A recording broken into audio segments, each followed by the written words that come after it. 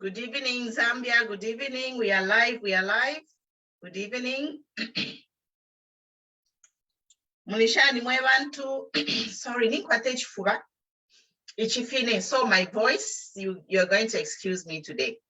Voice and Italy 100%. But good evening, Zambia. Good evening, Africa. Good evening, world. This is international. Guys, we have viewers from all over the world. So tuposhanye. Mama, you have a comments. Posheni abana besu. Poshena my guests. Welcome, Mama CHIKAMONEKA, looking beautiful. Welcome to our show tonight. It's a very special show. We have a guest from Congo. He's a Pan-Africanist. So we are hosting him tonight. He will be joining us anytime soon. Mama, you can greet the guests. Mwapoleni mkwai, mwapoleni akuliri omushi. Elo kabiri mwapoleni aishibe bane befyo bekele. Ngafidia fyo byonsense maira panda pali mwapoleni.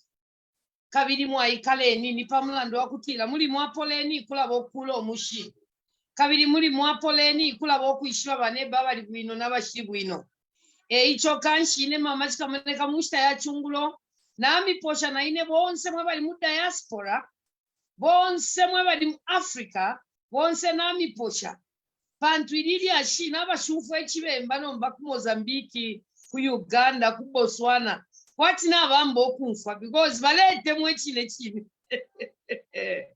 Ale inganda ya mafunde, inganda ya kwa Mama Queen Mpumi, Mama CHIKAMONEKA, Mama Matipa, no mwana wesu Ellington, bamianda mkwai inganda na ikula sana, mkupitila muli mwapoleni. Kanshinge fyo mwachumfwa na Queen Mpumi na bamiposha sana bonse, baposha na bonse mkwai. Kuchilisha pwe miposho ikalamba ya laya, puilikila ku Congo. Lelo tuleva na vena Congo. Na tupula pala paka sumbalesa tuaya ingira mu Lubumbashi. Lubumbashi tule Kolwezi twala tukela Kinshasa. Kanshiriri ashiriri muri inganda ya mafunde na rikosa. Pantu nomba ya tampo kupitira ba mufyalo. So kanshi ni wanyeta misi. Na totela mkwai. Thank you. Hey, our guest is here. Welcome, my brother. Thank you so much. Good to see you too. Yes. Mama CHIKAMONEKA. Hello.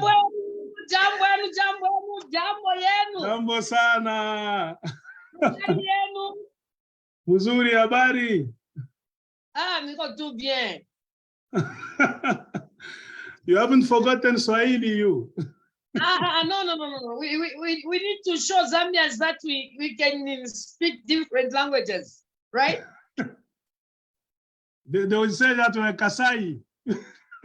No. Apana.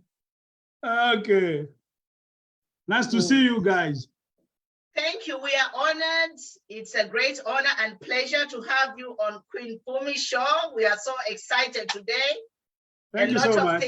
Yes, a lot of things are happening. And thank you for your support and making time to come here to speak about matters which are pertinent to Africa. You guys, you are our neighbors, you are our brothers. We share the same border. Actually, I lived in Ikelengi, Mwinilunga, up north. I lived there for a year. And I was in grade 9. And the villagers there, they had relatives in Congo and Angola. And the borders are just on paper. Yeah. These borders, they are just on paper because when I lived in Ikelengi, it's right there, the tip of Africa and Northwest, and I lived there for a year. So my cousin was married to a local there, and they had families in Angola and in Congo. So we just used to walk using a footpath to visit their relatives to say, now we are in Angola. I'm like, really? So why am I saying this? Is Zambia, we are one. Yes. Let us not be deceived when we look at the map to say those are Congolese, those are African people living in these border towns, they are family living across. Yeah, you're right. So our problems affect each other. Zambian problems are Congolese problems, they are Swana problems, they are Tanzanian problems. So that's why we are here. I'm saying this. Our problems affect their I'm saying this because that's why we are here. I've been saying that when I posted your lives, they are saying that there were a lot of comments which said that you know, this man is Congolese. Why is he making a video about two Zambian youths and to the Zambian president? So yes, so we'll get started a little bit. So let's share, guys. Follow, share the video. We are here. We'll give a few minutes so a few people can join us. Mama, you can translate. We have Mama, she's my translator. Yeah. Go ahead, Mama. Na totela sana mkwai na tasha sana mushta ya chungulo na kabiri na la mposho wa kutila mwapoleni kabiri na la posha na beni besu aba fumine kulia kuchalo chava nensu icha apaneba udapa pa Congo na bena Congo na la posho kutila jambo yenu muko je jambo sana bakwini mpumi valando kutila baba bansansa sana apakala mbanganshi ukumono kutila twa baba ampana sana nabanensu abapa Congo ichikanshi chale tensanse shingi sana mumwe wabakwini mpumi pakumono kutila munganda ya mafunde yabo bambo kupokelela na bena fialo apali abena Congo abena South Africa na diaspora yonse fekanshi ichi echilangido chako bati umushi wakula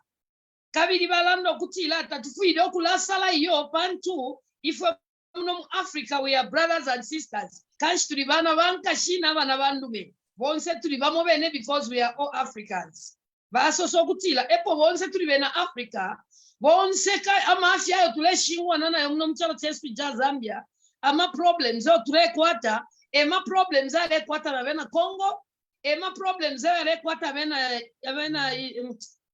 Uganda ema problems ale kwata ba Botswana ba Namibia yonse ama African country twakulata segregate ukusala ukutila twakulala mbepa chalo cha Zambia cheka iyo epo na tukulo mushina tukula na ukula waya ingira nomba na Mukongo waya ingira na mu diaspora waya ingira na mu UK waya ingira na konse apanomba twakulala ndapa filesh amafya ayaleshingwa na fwebe na Africa pantu kuchilishapo ichalo cha Congo ichi chalo cha Congo chalo chimo icho twaba ngama neighbors mchalo cha Congo niba neba pakala mbanga shipantu chitasha boda imo bakwini mpumi balando kutila epo Zambia ni land of country ichalo echa shingulu kwa ne fialo finankwe ifya palamina kanshibena bali abansansa sana kutila bengalalanda na babantu abatwa shingulu kwa nabo pantu amafya yamo yene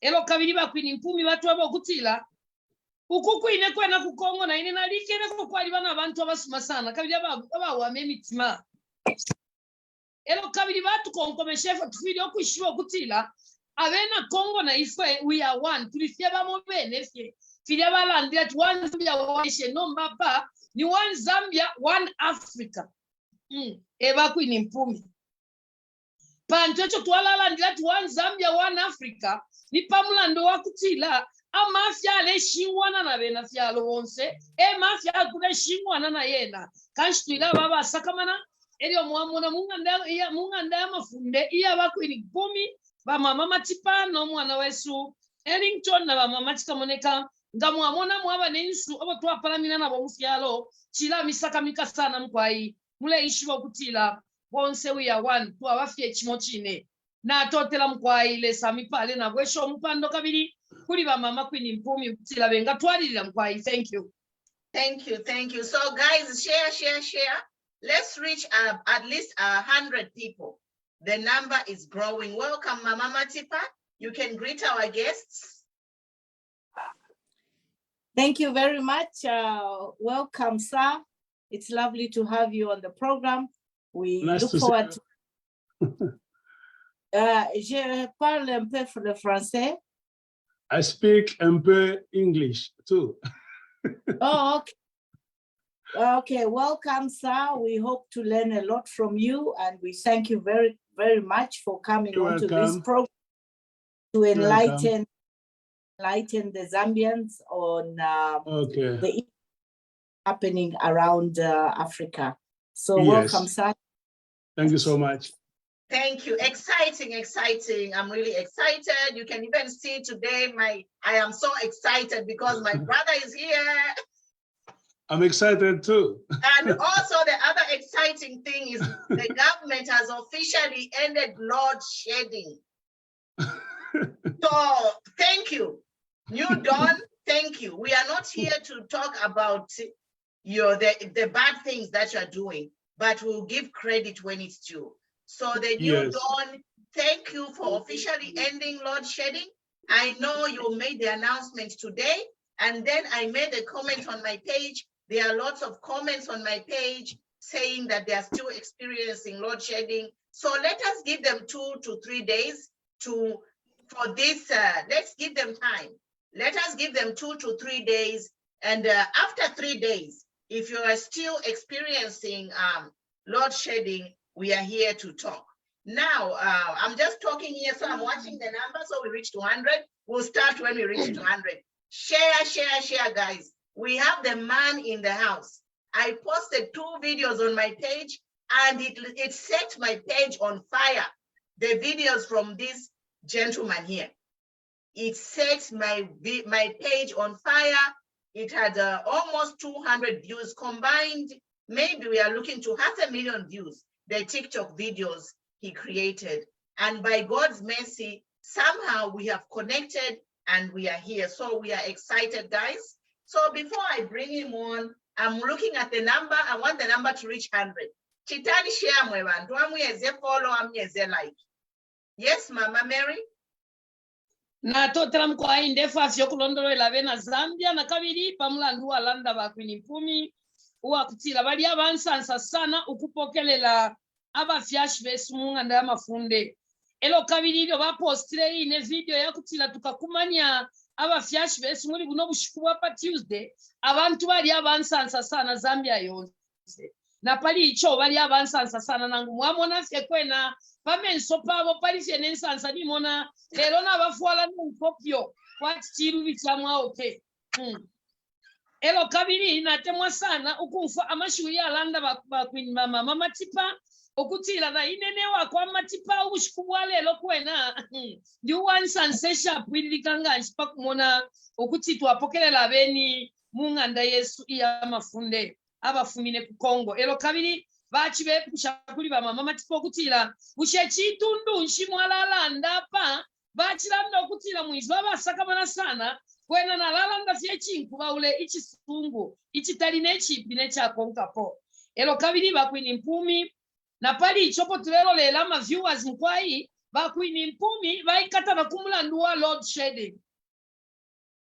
Bakwini 10 baikata na kumulandu wa load shedding balanda okutila tulyabansa sana ukumona okutila ba president wesu ba HH7 bale unfwa nomba ifireli la grassroots.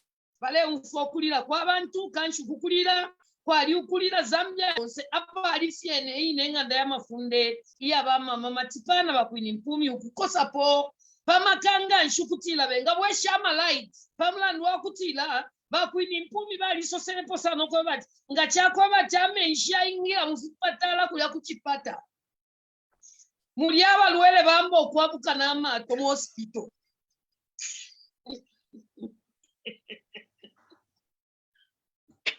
Chashupa shani kuwesha malaiti mchalo chesu cha Zambia.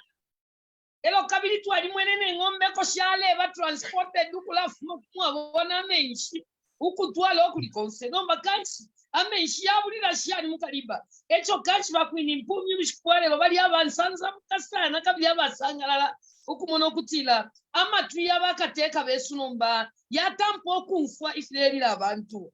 Na pali icho na tukwata malaita ya pwililika ebo kabiri balando kutila twala bapela 3 days twala bapela enshikushitatu isha making sure kutila twamona kutila malaiti tayaleya abo bonsaba mono kutila malaiti yaya bafide okutya report wangu kuli inganda ya mafunde na kabiri bakutila bakomaila popantu pakomaila nondo inspire obulema na pali icho kanshi na ine wine mama CHIKAMONEKA na lalunda po kutashia kwa pwilika ukutasha okalambanga nshikili ba HH7 pakubwesha malaiti pantu kwena ubwafya bwalibo obwakulanga nshi na ini okulya kwandi malaiti kubomba kwandi malaiti kanshi na litamfisha na banchi tobonso kutila tapali echo nakula mipela pantu tatule bomba so pali ichimwa bomba ba HH7 ngakwena twababa atashanga nshi efiri okubomba abantu pantu umuntu afiri okufa okulira kwa bana bakwe nangu munga ndabana balelira umufyasha afiri okulolekeshapo okutila chinsha abana balelira abombera ko mukwa mufyanya twatotera mukwaina gwesho mpando na kabiri kuli ba mama matipana bakwini mpumi. Thank you. Thank you. So wangu, we have reached our number. We are at 100. So we'll get started. So welcome viewers, welcome. Bakwini mpumi Mkwai. Natulabako kai natukwata ba visitor ba ku Congo kuli aba ku Congo abengatemo kumfako abashumfu ekisungu ifilelanda aba kumwabo so kanshi na lalanda kufe pano no ekiswahili bakutila bali abonse abaletamba bali mu Congo na bena bakwete ko lubali kulwa kumfana ngo bali mu Zambia abonse ekiswahili bakwate ko Kiswahili chaba kwati chibemba nangu chaba kwati chisungu ichumfwa abali bonse balonfe mitundu yonse iya mu Congo balonfe ekiswahili so kanshi nangu baba ni bakasai ni bakambelembele ni baluba bonse balonfwa mkwai ichitundu cha Kiswahili so nalalondolo kutila banduku yetu mu Congo bale bote beko mu Zambia. Leo tunaita ndugu yetu wa Mkongo asema tusumbulie naye pa hii platform ya mama Queen Mpumi na Queen Matipa. Hii maprogramu banasema ba Queen Mpumi asema umu mwetu Muzambia na bakongole tuko karibu sana, tuko famii. Hii famii ni famii moya ya munene sana ile tushakupendaka Muzambia umu. Tena ba Queen Mpumi banasema hivi, asema bale bote beko ku Congo na aba bote beko mu Zambia tu pamoja. Hakuna mtu wa kusema oh mnaleta wa ku Congo mnaanza kusumbulia naye pa platform ya Zambia. Hapana. Huyu mwanamke mnaona hapa manjina yake ni Queen Mpumi, ye anapenda sana tena anafurahiwa sana pa kusema tupate huyu papa anakuya kusumbulia na shie huku ku Zambia. Leo ni siku yake kutuexplique bile vitu vinapitikana Congo na Zambia. Mufungule mashikio bote kote kule musha kuikala pa kusema batufundishe njuu ya kusema umu mu Afrika beko na tukanyanga pa vichwa sana njuu ya bantu mamoya tu beko na maro tu ya mubaya. Bo banapenda tu bakuye tu ba chef de quartier. Abapende benjabo kulia, abapende benjabo kunawa mai kuvala bien kuikala bien. Bo beko natafuta tu bona batoto yabo bekale mzuri. Beko na ujisha na bintu bietu bile Mungu acha kutubariki nabyo, beko na ujisha mapei ya bazungu. Hii mambo inakuya nguvu sana. Mfungue mashikio kote kule muko ba Congolais. Merci beaucoup. Na totela sana mpai. Is yours. We are here, so can you give us a brief introduction about your fight as a Pan-Africanist before we get into the main topic of tonight? Okay. Can you hear me? Yes, we hear you. Thank you so much, guys. My name is Mark Lushimba, M.A.C. Lushimba. I am from the Democratic Republic of the Congo. I was born in Congo, raised in Congo, and I was teaching French before I left the Congo. So that means I speak French, Swahili, Lingala, and now I'm speaking English. I was in Zambia twice. A friend of mine, a Zambian, was born in the Congo, raised in the Congo, was going on vacation to Zambia one time. He brought me to Zambia, to his family in Kitwe. I visited Kitwe with him, then I went to Lusaka. I came back to the Congo. That's when I knew Lusaka. The second time, I went to Zambia again with the same friend of mine. And then after that time, I left Zambia. I went to Namibia. Then from Namibia, I found myself in the United States of America today. I'm speaking from the USA. We are in the same country with Queen Pumi, but different states. She's far away from me. 6-hour flight, I mean. I've been making videos since 2008, speaking about things, and mostly I speak in French and then Swahili. The first time I spoke about your country, Zambia, you people, it's the time I saw your president, His Excellency Hakainde Hichilema, with the president of the Congo, Felix Tshisekedi, somewhere in America, signing a protocol. They said it's about doing business. They want to make some electric batteries for tomorrow's technology, because we all know that pretty soon cars will be moved, not by fuel as gas. They'll be using now electric batteries. And the truth is that they need some material to make those batteries. And Congo, as usual, is the country where they can find 80% of a product or a mineral called lithium to make those batteries. That's the connection. And let's go back a little bit. Congo is in trouble today. As you said, a lot of Zambians, when I made that videos, they wrote to me. So don't mess up. So Zambia is not your country, brother. You need to deal with your president and your own business. Don't mess up with our president. I smiled and I laughed, because this is the same thing we people from the Congo, we were saying 25 years ago when the war started in Rwanda. We didn't know that that war will reach Congo. We thought that is Rwandan business. We don't care about what is happening in the Rwanda, because we were not informed. We didn't know the West, America's plan, what they were doing. We didn't know anything about that war that made Hutu from Rwanda and Tutsis to fight, so that it ended up in a genocide that claimed the lives of, they always tell us that it's, how many people? 800,000 people died. This is the official number they give. But if you try to hear from other people, they say that genocide claimed the lives of 1 million people.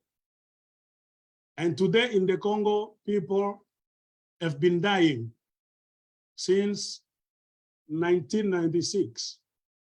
If you try to count very well, it's like 29 years of war. And Congo lost 12 million people. That means 15 times the Rwanda genocide and 2 times the Jewish Holocaust. As I said, we African people, we are perishing because of lack of knowledge. And the West has done everything to separate us.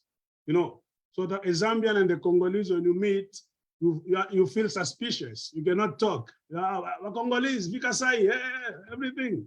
When a Congolese sees a Zambian, no, you just reject each other. They lack that situation so that you cannot communicate, exchange ideas, and open your minds.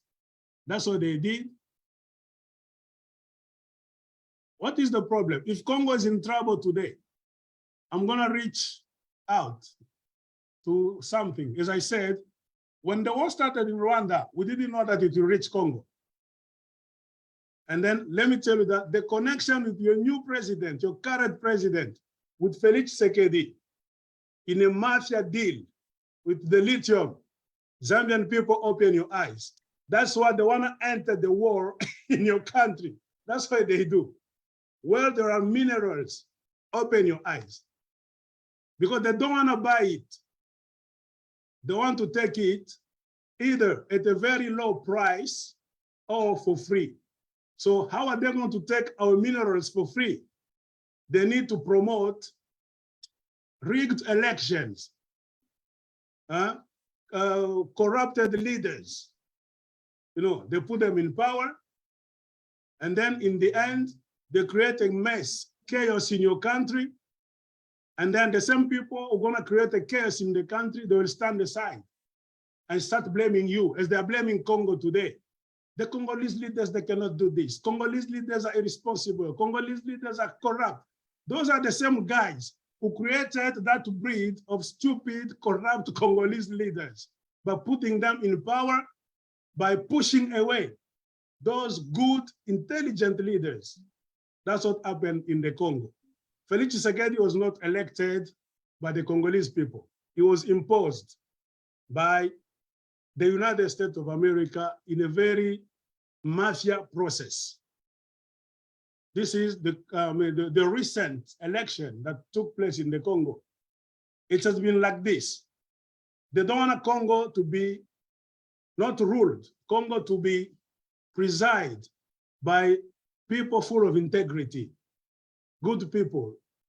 Don't say that in Congo we don't have good people. They are there, but they don't give them the floor to do anything. They reject them. If they know that a Congolese who's intelligent, you are full of integrity, you are a patriot, they're gonna push you away.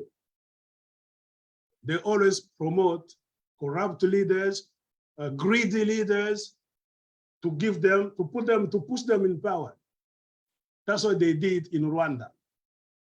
Everything we are facing in the Congo started from Rwanda. We didn't know that, that chaos from Rwanda will enter Congo. And it started with Bill Clinton, the president of the United States of America, was the one who started that thing. That's why if you try to read this book, the Clinton Cash, try to buy it on Amazon. Clinton Cash. They have dirty money. And the Clinton family is now counted among the richest family in the world.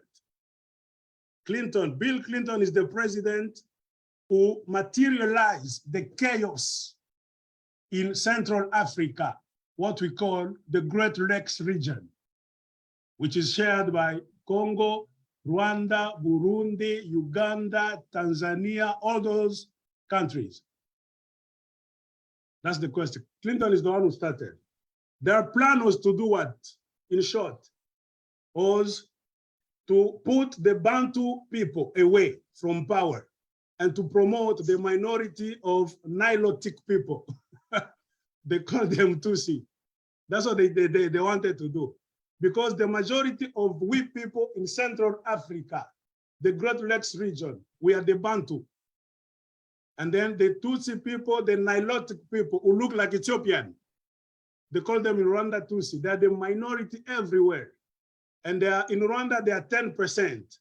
That means if they could organize any kind of election, no Tutsi will lead Rwanda, Burundi, Uganda, no.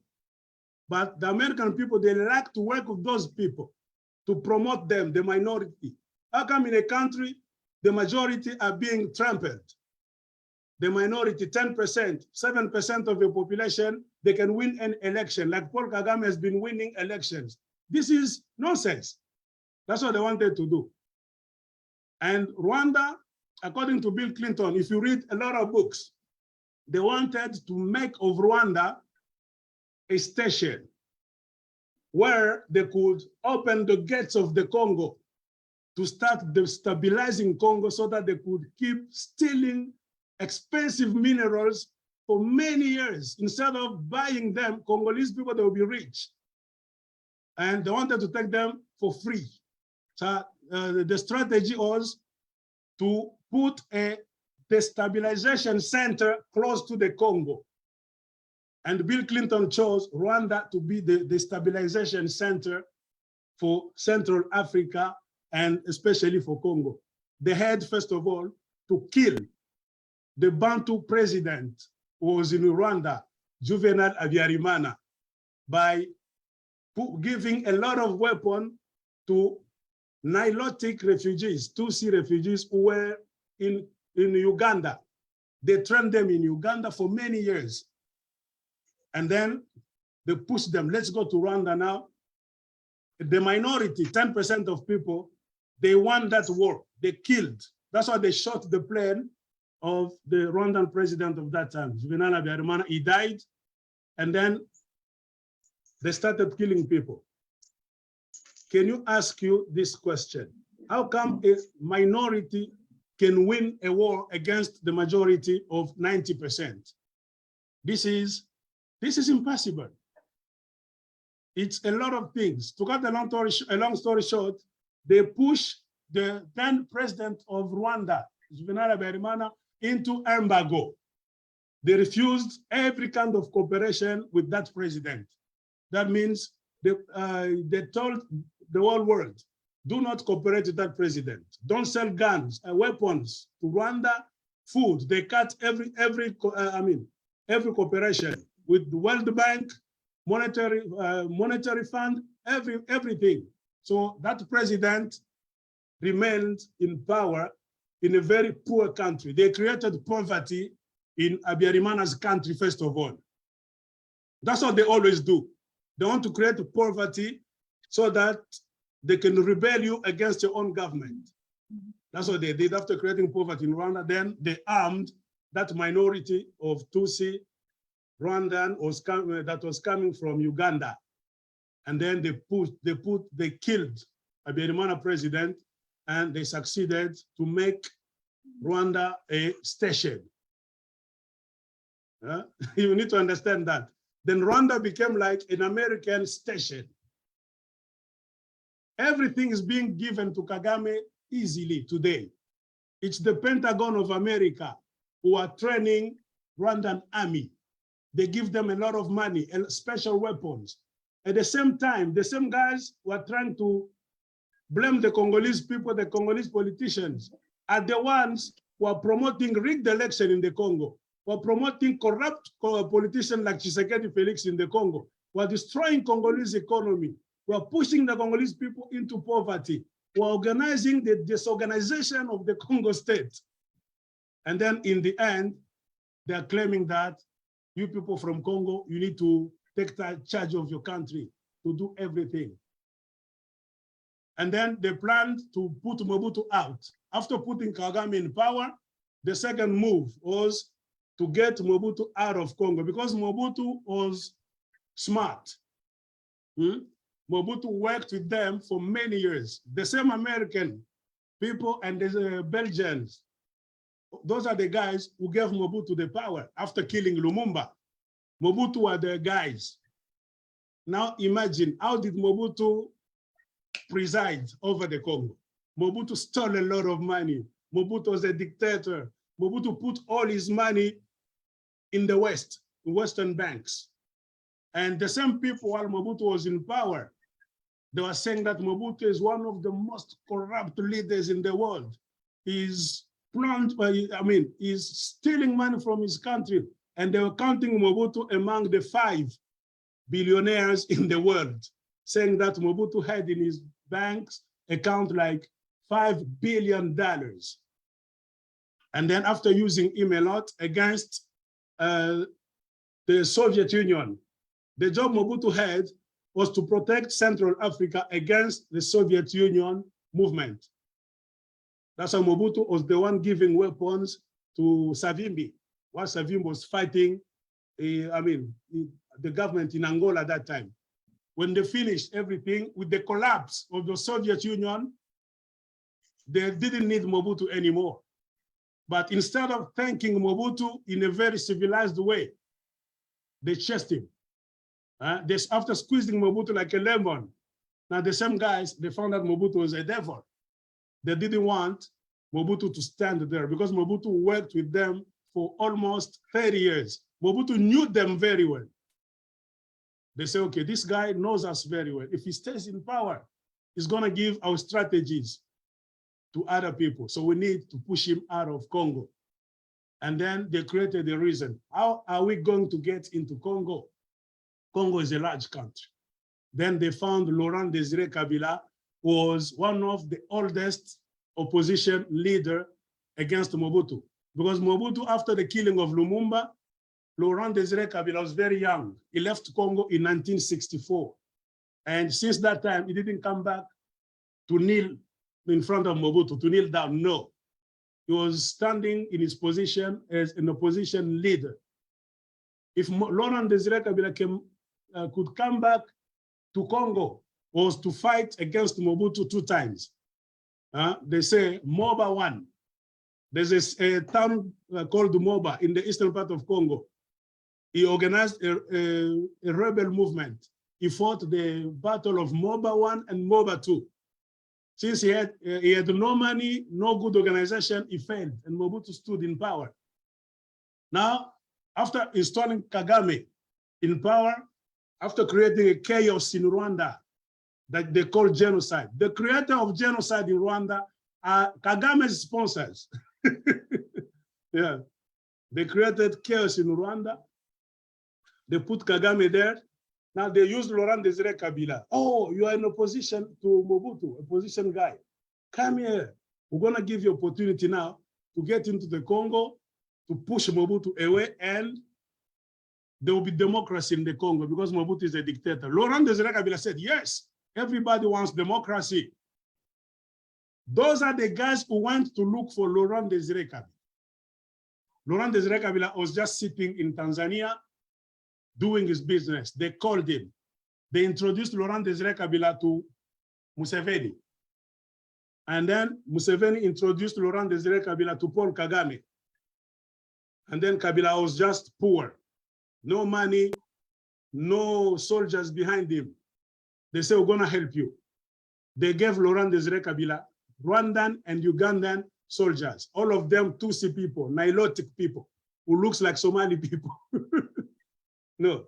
So Laurent Désiré Kabila was escorted into Congo to chase Mobutu, not with Bantu armies, no, with Tutsi armies from Rwanda and Uganda. He didn't know the plan behind everything. And then after Mobutu left, Laurent Désiré Kabila became president. That's when he opened his eyes. The way those Ugandan and Rwandan soldiers, they started treating the Congolese people. Laurent Désiré Kabila said, no, we didn't agree to do this in the Congo. My Congolese brothers, they're gonna hate me. And they made everything so that Laurent Désiré Kabila could not control the Congo that time. Rwandan soldiers, they started stealing minerals everywhere now. Laurent Désiré Kabila said, no, you escorted me so that we can liberate the Congo. We can put democracy in the Congo after putting Mobutu away. But what you are doing, you're not obeying my orders. That's what Laurent Désiré Kabila decided to tell Kagame and Museveni, please guys, you know, your troops now, they need to leave the Congo. They say, we are going to leave. Oh, I'm from Congo. Congo is not your country. You are from Uganda and you others are from Rwanda. We Congolese, the Congolese people, they don't like you anymore. They say, leave the country. If we owe you anything, Congo is very rich. You helped us chase Mobutu. We're going to pay you. We have a lot of minerals. We're going to sit among brothers. we're going to ask you, how much do we owe you, we the Congolese people? We're going to pay you. Congo is one of the richest countries when it comes to minerals. They didn't want to hear that. That's when we understood now, oh, these people, they didn't come to chase Mobutu so that they could help us as brothers. That was the invasion directed by Washington already. They pretended to chase Mobutu to get into Congo, to invade Congo and stay there. And they've been in the Congo since 1996. After they got into the Congo, they killed Laurent Desire Kabila because Kabila resisted. I'm a patriot. I thought you helped me. Though you are not helping me, you are using me as a bait, so that Congolese people, when they could see me entering into the Congo to liberate the so-called liberation of the Congo, they would hug me.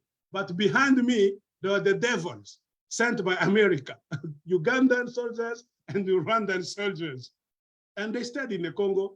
Now the destabilization of Congo started in 1996 up to this day. This is the role Paul Kagame and Yoweri Museveni have been playing.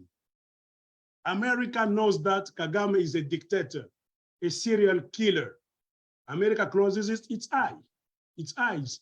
They know that Museveni is a dictator. America doesn't do anything, but they are pretending to teach other people from other countries. If they see that you control your country, they start calling your president names. See, when they see that you have lost control of your country, they're going to praise that president you have. You see, we've been fighting for 29 years in the Congo to control our country. That's why we need to address this message to other African brothers. Don't think that we Congolese people are stupid. No, you don't know what's really happening in the Congo. That's what we tell people. Rwandan troops and Ugandan troops are just what we can call the top or the tip of the iceberg. That's what you can see on the ocean. When there's an iceberg on the ocean, you're gonna see some ice on top.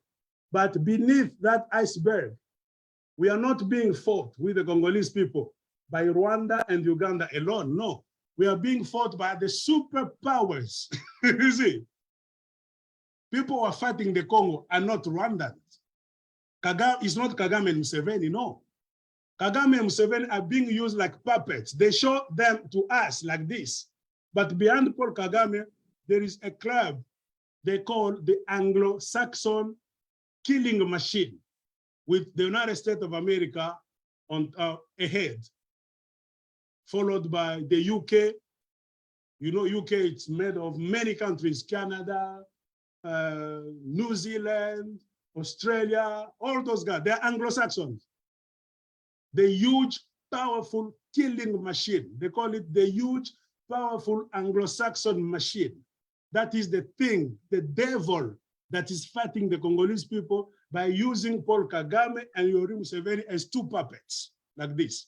If you understand that, you will stop blaming Congolese people that they are lazy, they don't want to defend their country, you Congolese are stupid, we are organized. You see, that's what a lot of people they say. We understand that they don't know what is behind Paul Kagame and Yoweri Museveni. Now, after fighting, they always do everything to put a chaos into the electoral process in the Congo. When there's any election, they cannot let us Congolese people to organize ourselves very well and choose the candidate we want. They always impose a Congolese who's stupid, corrupt, wicked, they put him there. I have many examples I can give you. Let's just talk about the last elections that was organized in 2018. Everybody knows that the guy who won that election was Martin Fayulu. But they didn't want Martin Fayulu to be the president of the Congo. Because if you follow the biography of Martin Fayulu, he's a wise man. He's a smart guy. He worked in different countries with American, English, African companies. You know, he's a smart guy. They did everything to push him away so that they can impose Felix Tshisekedi there. If you try to read this article, I don't know if there's too much light. It's a 7-page article written by an American specialist that says, why did Washington let a stolen election stand in the Congo? Everybody in America, American specialists in world politics, they know very well that Felix Tshisekedi was not elected by the Congolese people. He was imposed by Washington. If you read this, if you need copies, ask. I'm gonna give you a link, or I'm gonna send you this in the form of PDF. You're gonna read and understand what's really happening in the Congo. Who's killing the Congolese people? We love America, we love American people. We people from the Congo, but we don't like the American foreign policy. It's worse. I always say this in many videos. We don't like, the only thing we don't like, we the Congolese people, is the US foreign policy. It's a very negative policy based on killing, exploiting people, lying, making the promotion of stupid, wicked leaders like Paul Kagame. They're introducing Paul Kagame in the world like a successful leader. Who told you that Paul Kagame is a successful leader? Since when? Huh? Kagame is pushing his brother, two Hutu brothers who left as refugees. And the problem got into Congo. Let me tell you now, and I'm gonna tell you the connection between your president and Tshisekedi. That's what I want to make you understand why now they want to enter Zambia. You're gonna understand now, okay, your president HH, if he doesn't know, he's gonna brought war to your country. That's my point. That's how they come. They come slowly, snakes. They come in the name of business. And then they're gonna grab your institutions. They're gonna use another Zambia who's against HH to start a rebellion at the border of the Congo. Be careful with those guys. They are very dangerous. If you want to understand how they did in the Congo, I'm trying to explain. After they did everything, as I said, it's Washington who did that. Now they say, okay, you guys, we need to sit with you. They killed Laurent Desire Kabila, I said. And now they're trying to, we are having now the lithium issue. We're having the lithium issue now. They don't want to buy that lithium. You see, that mineral called lithium, which is used to make electric vehicles. They don't want to buy it. They want to take it for free. Because in the eyes of those people, they don't consider us African people like human beings who deserve peace, democracy, everything good, prosperity, to drive good cars, to travel, to come to America only to visit and go back to Africa. No, we are not stupid, we African people. They know that we are good people by nature. We welcome everybody. Now they are misusing that African hospitality to harm us. Okay, in short now, there's a race between America and China. Someone is calling me. There's a race between China and America over electric batteries for new generation cars. And already a lot of African people, they know the Western people's game. That's why a lot of people that are trying now to chase the West in their countries. If you try to see Mali, in Burkina Faso, and in Guinea-Conakry, they chased France away because they noticed that after the killing of Muammar Gaddafi, it's France who's been busy creating the so-called jihadists. All the jihadists in the Northern Africa, it's France that creates them. They have a lot of military bases. Do you know the presence of military bases in Africa? If they open a base in your country, you're not going to control that base. They'll be using that portion of land in your own country to export or import weapons and any people in your country at night. You will know nothing. So that they can, one morning you're gonna open your eyes like this, they start destabilizing yourself.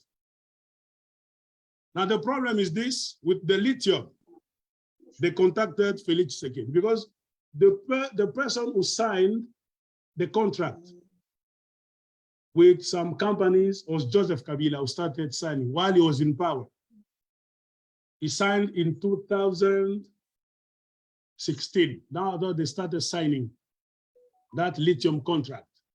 Kabila didn't finish the deal with those partners who could come from Australia so that they can start the exploitation of that mineral, and then he left the power.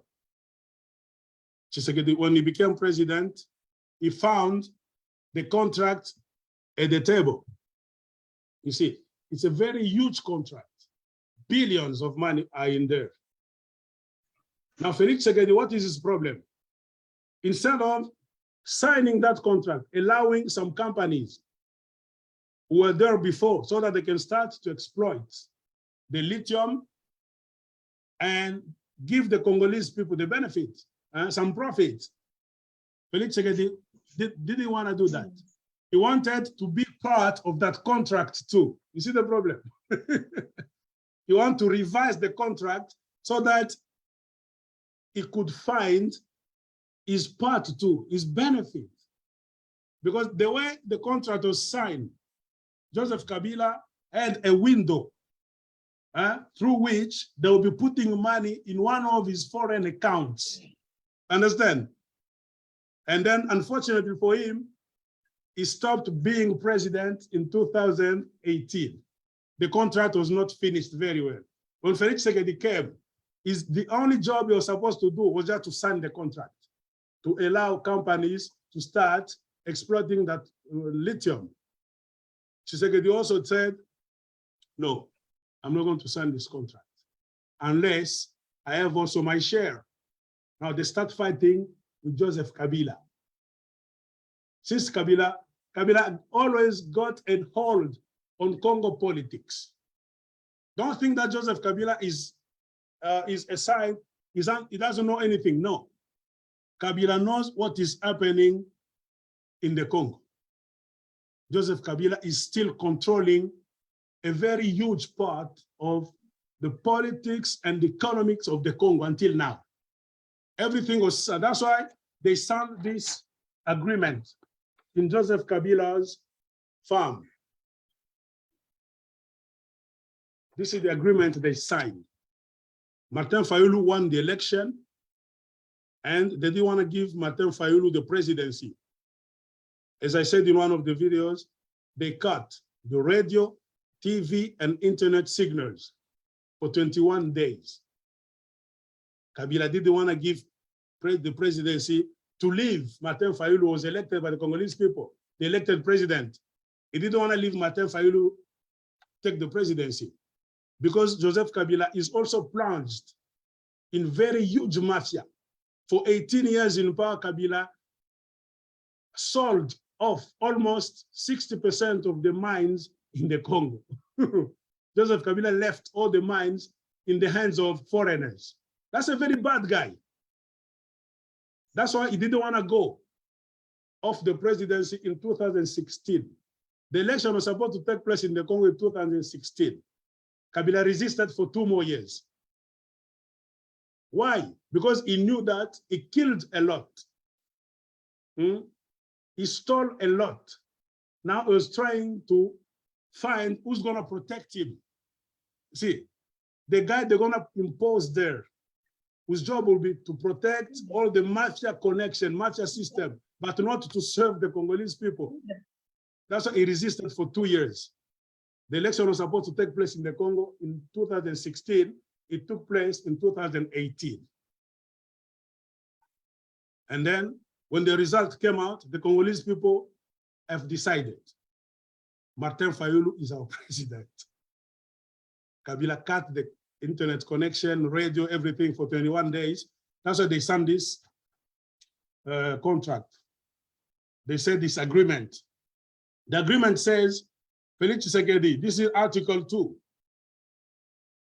Felix Tshisekedi is not going to do anything by himself. He must sit with Joseph Kabila before deciding on anything in the Congo. Even if they want to appoint people in the army, the police, the secret services, the magistrate of the Congo, even public companies of the country, they should share. That means Felix Tshisekedi is going to appoint 50% of his people, and Joseph Kabila is going to appoint 50% of his people. Understand, this is the game they've been playing. And the same story was supposed to be played with the lithium. You see, that's why they said again, they need to make sure that Felix Tshisekedi could enter also in the lithium business. After discussing, they agreed. The Joseph Kabila was now sure that I have my deal, I have my part. Felix Tshisekedi also, they opened a window for him. When he noticed that he has now his own part. Now, since it's a matcha they wanted to do, they don't want to do everything in the Congo. No, because the Congolese people, they will know that matcha. They understand? They wanted to take that lithium to Zambia to do it outside Congo. And it's Joseph Kabila in one of his journeys through the SADC region. He went to meet with the president. If you try to investigate very well, officials in your country, Zambia, they will tell you that Joseph Kabila met at one point with Hakainde Hichilema. It's Joseph Kabila who's still controlling Tshisekedi. Joseph Kabila went to tell your president, okay, we agreed now on the lithium business. Tshisekedi now is part of the business because I was alone when I was president. Tshisekedi was not president. We imposed him after putting away Martin Fayulu. So Tshisekedi is here to protect us. So how is he going to protect us? For free? No. Tshisekedi and Joseph Kabila, they're not related. They are not brothers. They're just Congolese. The protection is being done in return. They need to pay Tshisekedi. How? You too. You're going to have your share with the lithium.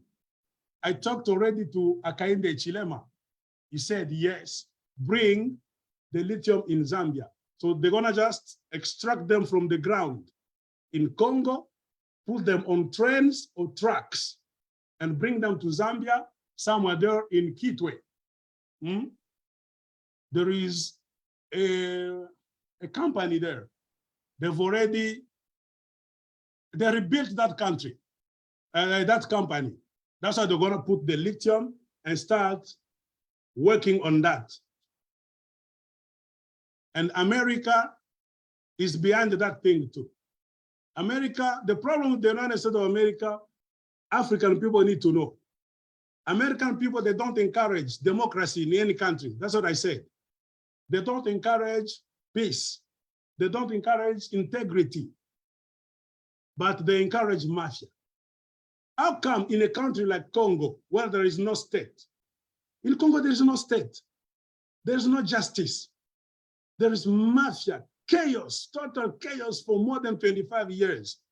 An American official, instead of coming to Congo to promote democracy, peace, first of all, no, he comes to Congo to sign contract. How can you go to a country which is dead already politically, economically, and judicially dead to sign contract? Are you honest? No, you're stealing. Huh? You're stealing from African people. You install chaos, then you come and sign a contract in a chaotic country. That means you're stealing from people. That's why when I saw that guy with Felix Tshisekedi, I knew already. They said, okay, you come to Washington, D.C. That's where we're going to sign this thing. What Mr. Hakainde Hichilema is going to gain, he's going to have some profit too. He's a businessman. If I try to check your president background, he's a businessman. I read it somewhere. is a very successful businessman. And Joseph Kabila and Felix Tshisekedi, by bringing the lithium business into Zambia, it's not for you Zambian people. It's not for us Congolese people. It's for those people with American people. That's why in the name of business, they traveled from Africa, Congo and Zambia. They went to America, so-called Africa, US, Africa summit. And then they just sat and started signing what they called the Memorandum of Understanding. How can you sign a Memorandum of Understanding without informing the Zambian people? Without informing the Congolese people? You see, that's why when I saw all the things, I said to myself, I always do videos in French and Swahili. Let me tell my Zambian brothers to open their eyes now. The devil is at your threshold. The one who's gonna bring confusion, war in your country is your current president, Hakainde Hichilema. Because many African presidents, they are greedy. If they do any business, they just tell them you're gonna have millions. They forget about their country, prosperity, peace, everything. That's what they've been doing. Tshisekedi, Hakainde, and America backing them. America is not ready to bring peace to Congo. But if you try to see, America is bringing every kind of weapon to Rwanda, as I said. Rwanda is a very poor country. If you didn't know, you need to know that. Rwanda is a very poor country. They don't have any mineral in Rwanda.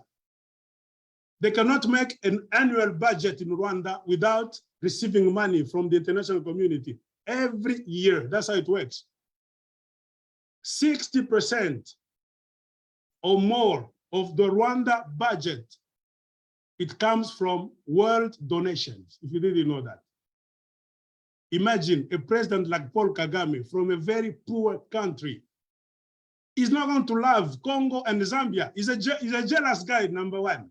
He's jealous to see that Congo has been blessed a lot by God underground. You know, psychologically speaking, Kagame is a cruel and jealous guy. That's why America has been using him to destroy rich countries like Congo. And he said, okay, I'm going to do the job. Because Kagame knows very well that in a democratic Rwanda, Kagame is from the minority, 10%. He will never, ever become president in Rwanda. He knows that. But since he's a greedy and wicked guy, he's ready to do any dirty job from America to stay in power and to make, his presidency easy. When Mobutu was in power, America told Mobutu to open the borders. After they created chaos in Rwanda, so-called genocide, they called Mobutu on the phone. Open the border so that these other Rwandans, refugees, they could leave Rwanda and find safety in your country. Mobutu rejected that offer because Mobutu knows how those guys, they operate. They forced them. If you don't open your borders, we're gonna kill you. And Mobutu said, okay, I open my borders so that if a flow of people from Rwanda could come and become refugees in the Congo. And in less than a month, the Hutu people, the majority, they became refugees into Congo. In 1 month, we could count 1,500,000 refugees from Rwanda in the Congo. That was a whole country getting into the Congo. Why did they do that? It's not because they wanted to help finish the killings that were taking place in Rwanda, no. They wanted to chase the Hutu people who look like us, Bantu people, to chase them from Rwanda because they're the majority. Because if they stay in Rwanda, Kagame is not going to rule Rwanda easily. They'll be fighting him, they will topple him, again, they'll put him out. So America is doing that thing every year so that Hutu people, they cannot have any say in Rwanda. All of them are being treated that genocidaire. You are killers. They're giving every possibility to Kagame to kill those people. That's why if you try to read this book, Bad News, it's about journalism in Rwanda. If you try to read it, another guy from the UK who wrote this book. In Rwanda, they silence every journalist, every newsman. You cannot go to Rwanda and tell people the truth. No, they're not going to let you. They are promoting Kagame and they're trying to lie to the world to show the positive image of Kagame, that Kagame is a successful president. Try and experience. Take your microphone, even your phone. Go to Rwanda today. Try to move about in streets, Kigali, talk to Rwandan people. How do you see Rwandan politics? No one is going to answer. They'll say, no, I don't want to talk. Kagame terrorized everybody. They're trying us to show us a positive image of Rwanda, while a large part, 3/4 of Rwandan people, the Hutu people, they're outside Rwanda. The majority, the refugees in the Congo, and from there, they went to many countries in Africa. Now, if you try to follow the news recently, Kagame has always been ready to serve the UK. All the rejected asylum seekers from Eastern countries, from Arab countries. If UK said, I'm not going to give you refugee status here, but they're trying to give them to Kagame. You see, Kagame is ready to take all the rejected asylum seekers from the UK to bring them to Rwanda. Why Kagame does that? People, they don't know.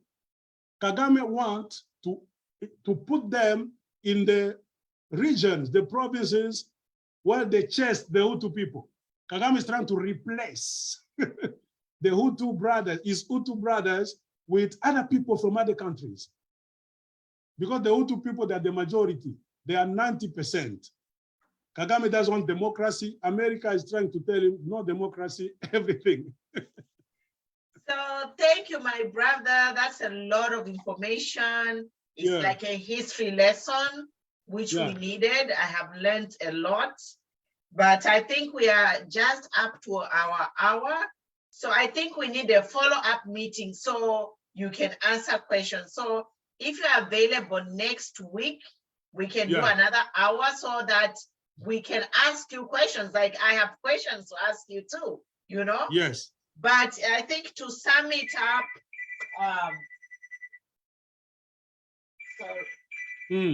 my phone is ringing. So to summarize everything, I think Mama CHIKAMONEKA, if you have a question for Mr. Lushimba and Mama Matipa, if you have a question, and then for me, I just wanted you to touch a little bit about the MOU that was signed before we close, and then we can book a time next week so we can have an open forum. Today, I think it was good because you gave us a history so we understand what is going on. Like I have been educated today. Thank you so much. You're welcome. Mama CHIKAMONEKA, you have a question for our brother? Anik, yes. First of all, Winnie Pumi, I have to admit that I am scared. I am scared. You must, you must be scared. Zambia is in danger. This revelation, Queen Mpumi, has given me goosebumps. It has given a lot of goosebumps. What our brother there has said, Queen Mpumi, I used to hear these things being said in the grapevine, but I never got the wider picture of what it was. I have known that Rwanda has always fought a war in Congo I have known about the genocide and how the Hutus fled, the Tutsis fled to Congo and then And came the back. Hutu, the Hutu fled to Congo, chased by the Hutus- Tutsi, the minority. Just by the Tutsis, they are the minority. I've known about the death of Juvenal. Habyarimana. Habyarimana. I follow a lot about what's going on in Rwanda. But you know, my questions, my brother. First of all, I'm lost for words. I'm lost for words. Your story has been extremely, extremely interesting. I wanted to know how Zambia and Congo are going to operate this deal of electric batteries. Is it on a 50-50% ownership? And if so, why don't they, they manufacture these batteries here in Africa and not take out the minerals? And when do you think the Congolese will rise and make sure they develop their country? Like you see, my brother, it is our African presidents that support the West. Yes, they support, right. And has Congo ever thought of looking to China? Recently, I heard Moise Katumbi cannot stand because his mother is Zambian, right? I know last time he tried to stand and he was blocked terribly, Our president here in Zambia is allowing the West to exploit us. But we, as Zambians, mark my words, my brother, we will not allow him. We will not allow him. That's why we have programs like this, where we enlighten our fellow Zambians on what is going on in Zambia. They lure African countries, the West lure African countries, because African leaders, because they know that African leaders are corrupt. And if Zambia is not careful, we will also fall into the same trap. Yep. You talked about asylum seekers from the UK. I followed that very keenly, my brother. I followed it to the T. Yes, because they're trying to block the Hutu people outside and to fill up the gap they left in Rwanda with foreign people. And most of them, they come from the Middle East. Do you know why? Those people, they come from the Middle East. They're the jihadists. They're gonna protect Rwanda. I followed that story, my brother, keenly, and the UK were actually paying Kagame to undertake that project. And the last plane, England, refused to take off. Kagame is not ready. Kagame is not ready to sit with his brothers, Hutu brothers, to talk, forgive each other, so that they could go back to Rwanda and start living together. But he's ready to take people from anywhere in the world, given by the UK with money, in exchange with money. Give me money, business. And then I'm gonna fill out all the provinces left by my brother, my Hutu brothers, with foreign people. That means he doesn't love his own Rwandan brothers. How could that guy love you, African? How can Kagame love the Congolese people if he doesn't love his own Rwandan brothers? That's a question we must ask ourselves. Yeah. And a little bit of history, my brother, if you follow Zambian politics, Kagame tried to come into Zambia when Lungu was around, and Lungu refused. Yeah, that's a wise decision. And so he knows the traits of HH. Him and HH are the same, and so this is the first time Kagame has come into Zambia in a very, very long time. So my brother, I've just asked you about two or three questions. If you could just enlighten us. I said, when will the Congolese when will the Congolese rise up and make sure they develop their country and rise to these dictatorships in the country, the way we Zambians, you can see from this program. It is from this program that we Zambians will not allow HH to do what he thinks he can do in Zambia. We are aware of army base. Believe you, my brother, this country will rise up and it will not happen in Zambia. And has Congo ever thought of looking to China? So those are the questions. Thank you, Queen Mbumi. Thank you, Okay. my sister. Thank you very much. Congolese people rise and create a kind of revolution to own their country back. It's possible, but who prevents the Congolese people from standing up? It's the same Congolese leaders, that the same guys they put in place. Now, let me tell you, for the time being, if you know what is happening in the Congo army has been infiltrated by the Rwandan soldiers. For 25 years, the American people, the American government, they made sure that the Congo army should be invaded, infiltrated by Rwandan soldiers. That's what they claim to be Congolese. They created an issue in the Congo. People brought from Rwanda, when they came with Laurent Desire Kabila to help him, to push Mobutu away. Now they stand in Congo, they started proclaiming themselves, and we are Congolese too, number one. Number two, they wanted a land, a piece of land in the Congo. That's why they're calling themselves Banyamulenge. Have you ever heard about Banyamulenge story? Yeah, those Banyamulenge, they don't have any connection in the Congo. Okay, my brother, I'm gonna be reading comments. There's a one really important comment which has come from Oscar Mpombo.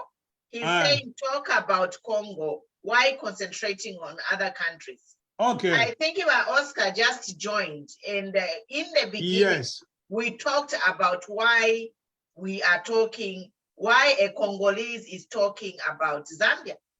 Okay, if your president, HH, didn't got into the mafia lithium deal to be taken from the Congo and brought to your country, Zambia, you Congolese people are not mad people to start talking about your country. It's because your own president, instead of concentrating himself to Zambian politics, economics, he opened a way. That means allowing people who are stealing minerals from the Congo, they will take them from the ground in the Congo and cross the border into Zambia, so-called a deal, 50-50 win-win deal to start working on those lithium in Zambia to make so-called electric vehicles, batteries. But if you try to see behind that, how are they going to take that lithium? They're going to steal them from the Congolese people, because our parliament, our Senate didn't allow that. Felix Tshisekedi was not elected. Felix Tshisekedi didn't talk to anyone in the Congo. Who is he to stood like this and say, okay, I'm going to bring the lithium to Zambia? There's a connection between Congo and Zambia. Who created the connection? Your own president. It's your own president who agreed that you steal from the Congo, even if Congolese people are starving. There's no good election in the Congo. You steal from the Congo and bring to Zambia. I'm ready to work on that mafia. That's why we are pointing at your president. He himself opened the door. They're going to be used now, Zambia, as a mafia station, as they've been using Rwanda as a mafia station. They attack Congo. They destabilize the eastern part of the Congo by Rwanda and Uganda. They steal coltan, wolframite, cassiterite, gold. They take to Rwanda and Uganda. All the vultures from around the world, when they want to buy our stolen minerals, they found them in Kigali and Kampala. In return, they give money to Kagame and Museveni as a thank you, so-called aid from the West. That's why your president is the one who opened that door. That's why we are pointing at him. You, Zambia, now you need to help us. Tell your president not to touch the lithium that's going to come from the Congo, because it's going to be a blood lithium. As we have blood coltan, blood diamond, everything is going to be followed by confusion and war. That's why I understand there is this thing of creating a base, an American base in your country. Am I lying? It's on the program. Do you know why they want to create an American base in your country? To control you from inside. Zambian people, open your eyes. I have many things to tell you. It's out of ignorance, like a lot of Zambians are telling me, shut up, concentrate on your country. Yes, our country is dead already. A lot of people from Zambia, they're laughing at Congolese people, as I said, because the guy just got in. They think that we are so stupid. We are not being fought, fellow Zambians, by Rwanda and Uganda. No, as I said, Rwanda and Uganda are just the tip of the iceberg. Behind Rwanda and Uganda, there is the Anglo-Saxon killing machine, period.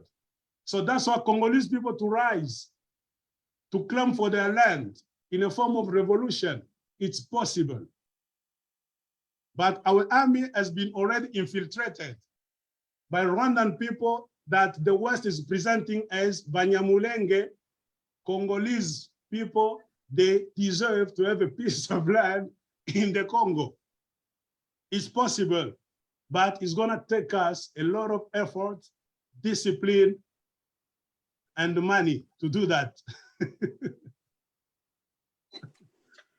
Yeah, this is sad, it's depressing, you know, and you are a whistleblower. I can just say on this topic, Yeah. you are a whistleblower. You are heaven sent. I always do that. African people, they like to sleep. When you're gonna wake up in one morning, you see people running from Zambia, entering Congo. And it's gonna start in Copper Belt. Do you know why Copper Belt? Because Copper Belt is full of minerals. If you didn't know, take the map of the Congo. There is not war in a place where there's no mineral. If they mention the name of a town, a village, a city, a province, mark my words. Tell yourself that underground, there are some minerals. The eastern part of the Congo is full of coltan, cassiterite, wolframite, gold. All our phones are being made with those kind of minerals. People are not stupid to come and fight in a country if there is nothing. No. All the rebel movement, rebel groups, they created them to attack the cities that are close to the mines.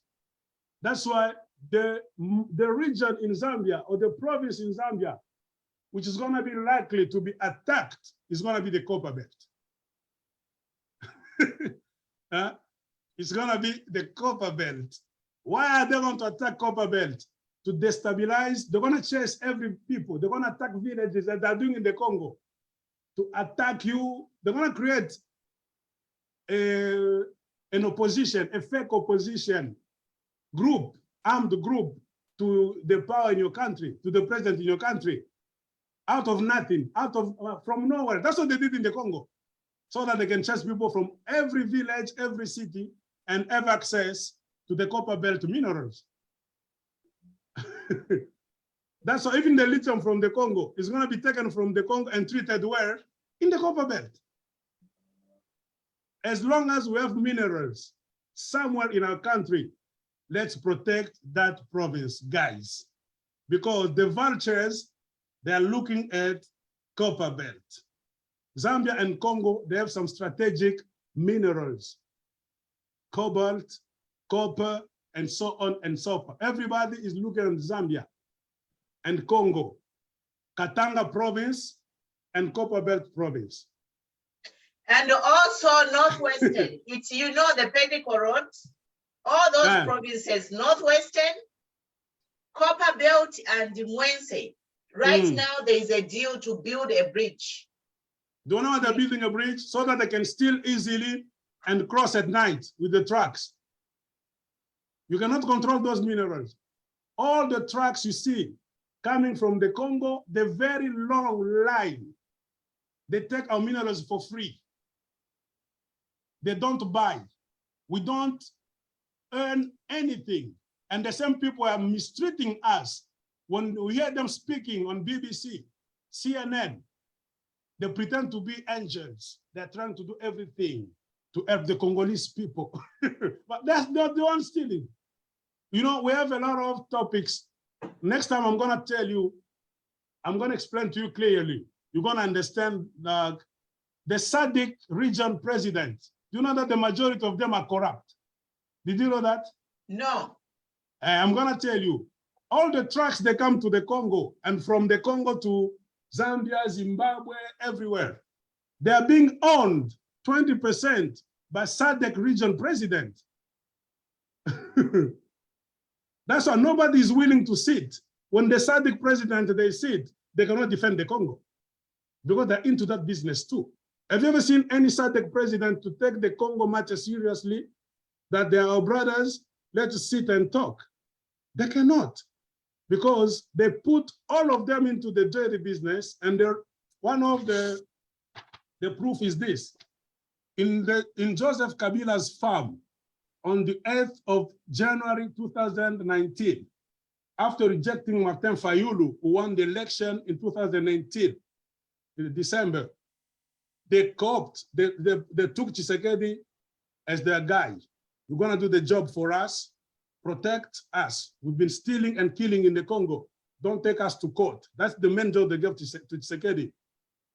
There were some witnesses, 5 witnesses from the Congo, and 3 witnesses, they called them international witnesses. The first one was Uhuru Kenyatta, who was president of the Republic of Kenya at that time. The second witness was Al-Sisi. He's still president in the Arab Republic of Egypt. And the third, open your eyes very well. The third president was Cyril Ramaphosa, who's the president of South Africa. And you heard that they found bags of money in one of Cyril Ramaphosa's mansion in South Africa. Where did that money come from?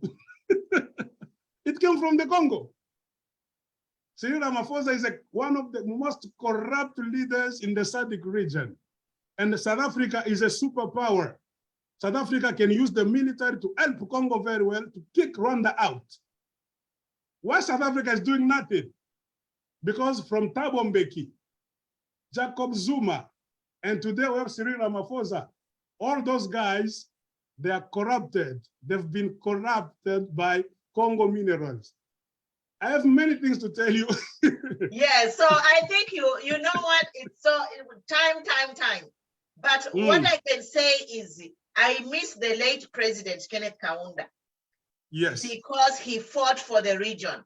Do you know why they kicked Thabo Mbeki out? He didn't finish.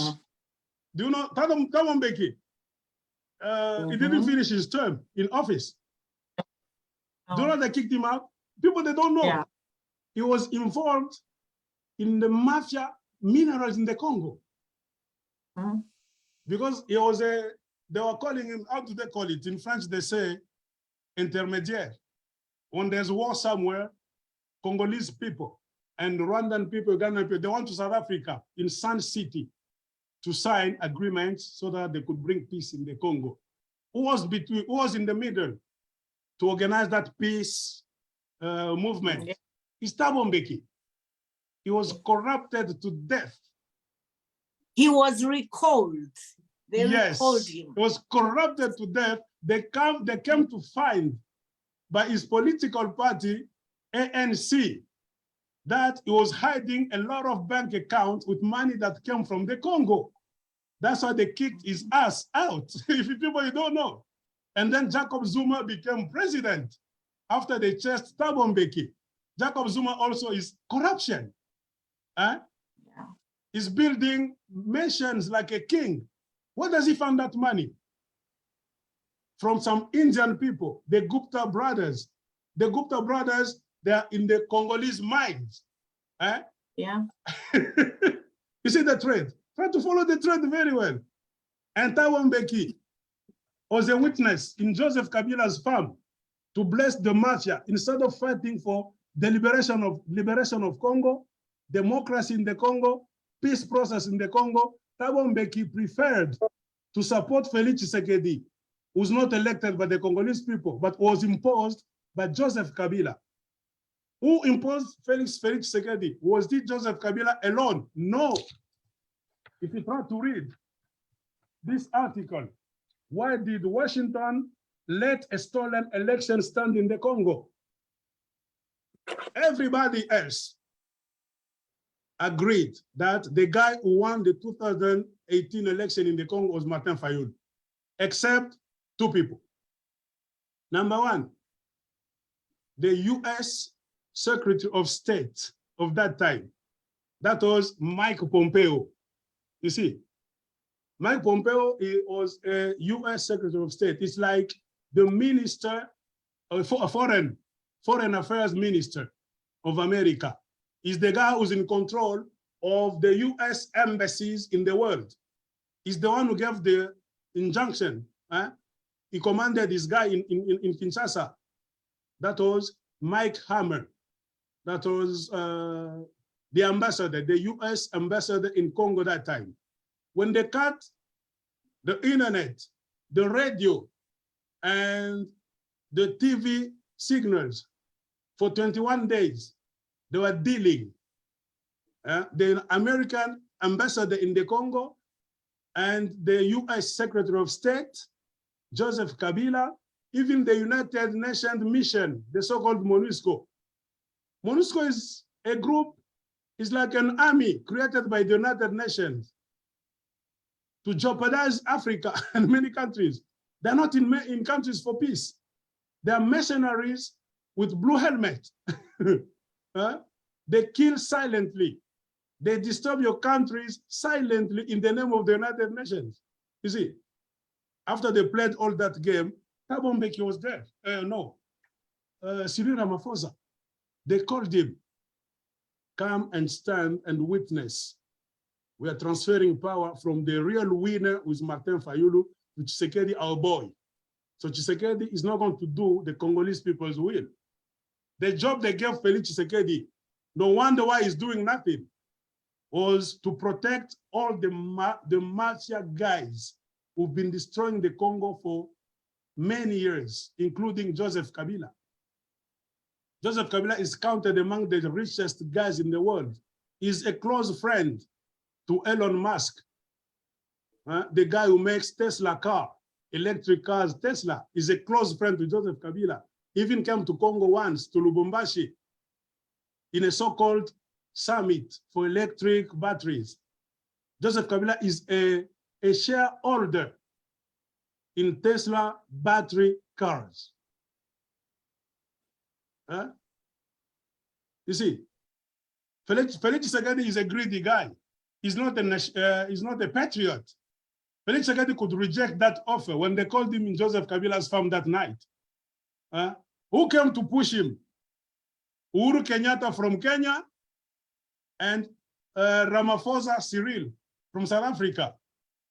Understand why it's Uhuru Kenyatta from Kenya who pulled Tshisekedi into the East Africa community, where Kenya, Rwanda, Uganda, Tanzania, South Sudan, they are. How can you pull the Congo in a group of countries where Rwanda, our enemy, is already, and Uganda? You know that these people have been killing us for 20 years. How stupid can be a president to put your country to be a member of a community where you find your enemies, will be envying your minerals, will be fighting because you are so rich in your country? Are you going to tell me that Felix Tshisekedi is doing all those stupid things on his own? No. He's being pushed by some African and international superpowers. Paul has a question for you. Yeah. Paul, you can go ahead.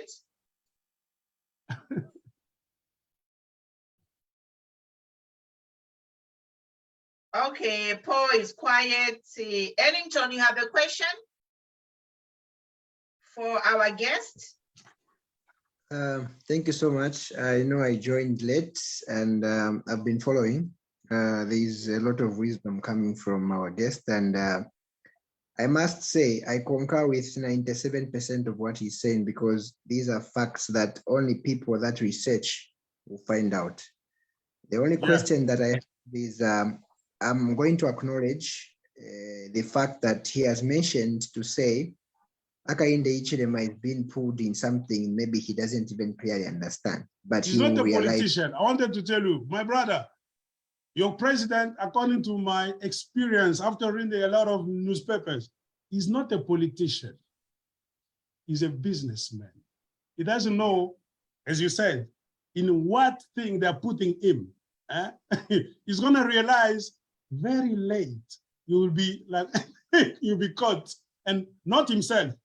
Zambia will be into trouble because it's under him that the US want to open an American base in your country. It's under your president, HH. They want to start the lithium deal. And there's three things they want to do in Zambia today with your president. And to answer my sister's question, who said, how are we going to win? How much money are we going to win in this deal with Hakainde Hichilema, Felix Tshisekedi, the lithium deal? I read some documents. Do you know the Congo state is going to win 10% of the deal only? Can you imagine? We are the owners of our minerals under the ground of our ancestors in our villages. But after doing everything, they're gonna leave only 10% to the Congo state today. And 90% they will go outside the Congo. And your president, Hakainde Hichilema, agreed to that. That's why Felix Tshisekedi came to your country 2 times to sign protocols. Are you going to tell me Hakainde Hichilema doesn't know that they're stealing from the Congo? He knows very well. Is he honest? How can you sign a deal with foreigners who are stealing your neighbors? It's like they say, there's a saying that goes like this. A foolish chicken was laughing when a duck was killed on Christmas Day, thinking that, oh, you ducks are stupid, they always kill you. He didn't know that on the first day of the year, New Year, they'll kill him too. As I said to you, when the war started in Rwanda, we people from Congo didn't know that it will reach our country. We're like, we don't know, that's Rwandan issue. Until the same Rwandan people, after doing the job, they were assigned by the West in Rwanda and Uganda and Rwandan people, after doing the job, they finished to clear the place and impose Paul Kagame. And they gave him the job. You need to know this. The job they gave Kagame is only one. Rwanda, under Kagame, Rwanda has been made as a controlling station, a station to control Central Africa and destabilize it, as they do with Israel. Israel is a station to control the Middle East and destabilize it. That's what they wanted to do with Ukraine, to be a station to control Russia and destabilize it. Fortunately, Vladimir Putin is not an African stupid leader. You know, yeah? He knew, so guys, that's why he's destroying Ukraine, because he doesn't want them to build anything there, because they started building things already in Ukraine. As they want to come and build a base, American base in your country. Pretty soon they're gonna see American people to come and build. My brother, allow me to finish his question, please, please. Let Ellington finish his question. Yes, my brother, finish. Thank you so much. Thank you so much. Indeed, there is so much wisdom flowing. My question to you is that having noted all these issues ongoing, what do you think is the best thing that Zambians can do to protect their country today? And Zambian people, they should be let Paul also ask 2 questions. Paul, you can go ahead quickly. Yeah. Your question. Yes. okay, thank you very much for giving me this opportunity to ask actually a question. I was actually following what our guest was actually explaining. Now, my question is, you know, such deals, they don't just come on their own. There must be someone who actually went there before this deal was brought into public to say, we are signing this. So now between these two leaders, either from Zambia or Congo, who was the negotiator? Because we understand that these African leaders, sometimes they become so desperate. So what we have heard, because we have seen a bridge which is yet to be constructed in Mwense. So here, who's actually the negotiator, or who actually took a fellow African leader to the United States? Was it a Zambian president or was it a Congo president? Initiator. Then, yes, who is yeah. the negotiator and who initiate? Who is the brainchild, the mastermind? Who is it? And, We need to know. And the second thing is that I've seen that Zambia, it has accepted to, you know, to allow the Americans to create a base in the name of AFRICOM. And at the same time, I've seen to say that South Africa, if you have actually heard very well, China, Russia, and South Africa, they came up with their own in form of an IMF to start actually running Africa. And also Russia is actually creating a base in South Africa. Now, my question is, there is already a war which is going on between Ukraine and Russia. Would it actually not fight these two countries, which is Zambia and actually Congo? Because if you have seen the Chinese on the issue to do with debt restructuring, it is actually falling apart. So has it actually got to do with the issue to do with minerals? Because America, they have actually signed a car battery deal. So those are actually the questions which I actually wanted to ask. Okay, so thank you very much for your question. The initiator of that deal, I'm not going to say that it's a Congolese leader because Tshisekedi didn't know anything. Tshisekedi was put there for a purpose. The guys who put Felix Tshisekedi there are the initiator of the deal. As I said, after rejecting the winner of the 2018 election, they cut the internet, radio, TV signals for 21 days, and they started dealing. And every report, even reports coming from America, American specialists themselves, they condemn the US administration that sent two people, the Secretary of State, the then Secretary of State, that was Mike Pompeo, and the US ambassador that was in the Congo, that was Mike Hammer. They insisted so that Tshisekedi could become the next president of the Congo for a mission to obey everything they will tell him. As I said, remember, it's the US Secretary of State of that time, Mike Pompeo. And if you try to check the video when they were signing, standing, Akande Chilema and Felix Tshisekedi, they were signing that memorandum of understanding in the presence of who? Another US Secretary of State. This time is Anthony Blinken. You see, the initiators of that deal are American people, the American government. They are using our leaders like puppets. I think I answered the first question. They are obeying. Our leaders are scared and are so stupid and are greedy. They're just there to obey for their own interest. Because after signing the deal and working on that, who's gonna win? Not the Congolese people, not the Zambian people.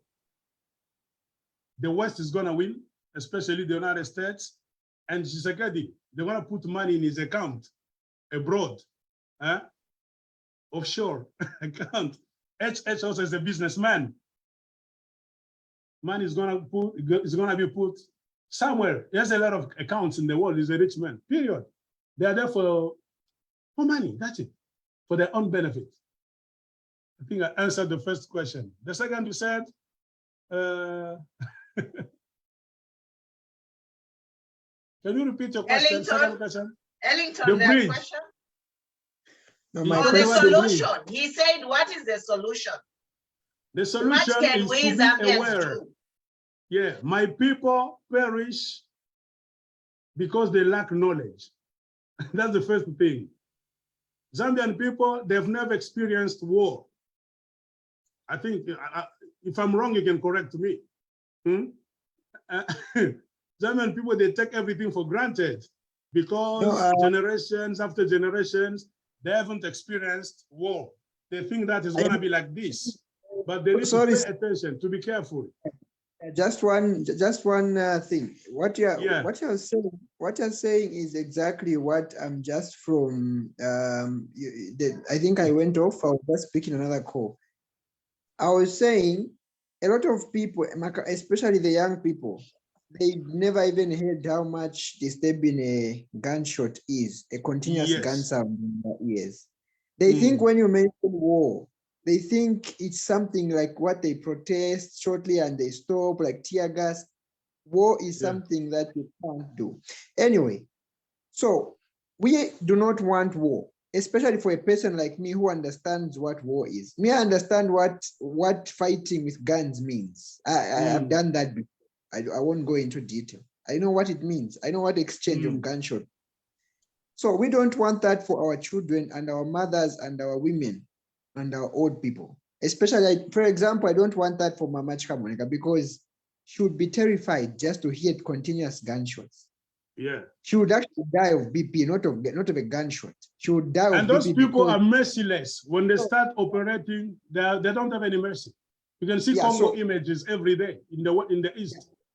So my question, my thing is, I believe it's not yet too late, because if the measures that these guys are taking is maybe only 50%, so we have a 50% chance to do something. So what can we possibly do as a nation, as us who are speaking for the people? What can we tell the people to start focusing on? Because believe me, if we keep quiet, this thing will hit us harder than we think, and then it will be way too late to realize. Me personally, I wouldn't want a That's war. what they do. When they hit a country, they do it when you are not even aware. They're gonna just surprise you one morning. You are not even going to understand why there is war suddenly in our country. That's what they did to us. Or they can come and use one of the leaders as your protector. They're gonna pump him with titles. But that's the leader's gonna sell your country.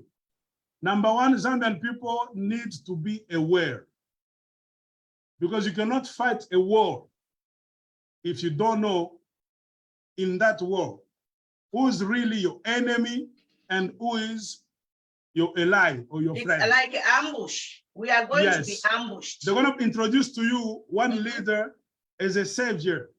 He's going to come and save Zambia from HH, but that's the guy. Or they're going to introduce HH as your savior. They're going to give him a lot of money from bank. Yes, that's 3 conditions. I remember now. They've been giving money to your president. Memorandum of Understanding. Do you remember? International Monetary Fund. They've been forcing some money into your president's hands. Did you ask for that money, you Zambian people? Ask yourself the question. Why are they suddenly giving a lot of money to your president? For what? Number one. Number two, why they want to establish an American base in Zambia? Number three, why they want to bring Congo lithium in your country, and they signed already a memorandum of understanding. Number one, Zambia, you need to be aware of what is happening around yourselves in other countries, that sad experience, to make sure that it's not going to get into your country. Do not neglect, as we Congolese people, we did in the past, because we didn't know that what was happening in Rwanda that time, in the beginning of 1990s, would happen to us someday. We neglected that. Our politicians were just sleeping until one morning they came with a story. We thought this is a liberation war, until it turned into an occupation war. As Zambia, my brother said, you have 50% of chance to save your country. You are right, because your country still has some democracy, even if it's not 100%, but we envy you, Zambian people. You can go to the polls and elect someone you like. You see, you need now to invest on that. Tell your MPs, your senators, human rights activists to start making noise so that they can call your president now by your senators and MPs. They need to organize sessions in the parliament. As I heard that the opposition parties in your country, they wrote a letter to the United States of America already. Now, what is the outcome? If you check with the opposition parties, what was the American government answer? Check, first of all. What did America say on Congo lithium, on American base in your country, on money from the International Monetary Fund? And you can notice that everything was done by your president without informing your parliament. This is a serious violation. Zambia, that's why I said in my video, Zambia doesn't belong to HH. Even the Congo doesn't belong to Felix Tshisekedi. Zambia is for Zambian people, Congo for Congolese people. How come two individuals, even if we call them president, they can just stand up one morning, get out of Africa, go to America and start signing memorandum of understanding without the permission of the Zambian people on the Zambian side? Who represents the Zambian people? Your MPs and your senators. Talk to your MPs to push your president to make him sit down and explain what he's been doing up to now. In Congo, this is the job we've been doing. It's after I made a lot of noise that people from Manono in the Congo, they stood up. I'm the only guy who made noise in Swahili, French, and I prefer to make that short video in English to alert, hey, Zambian brothers, wake up.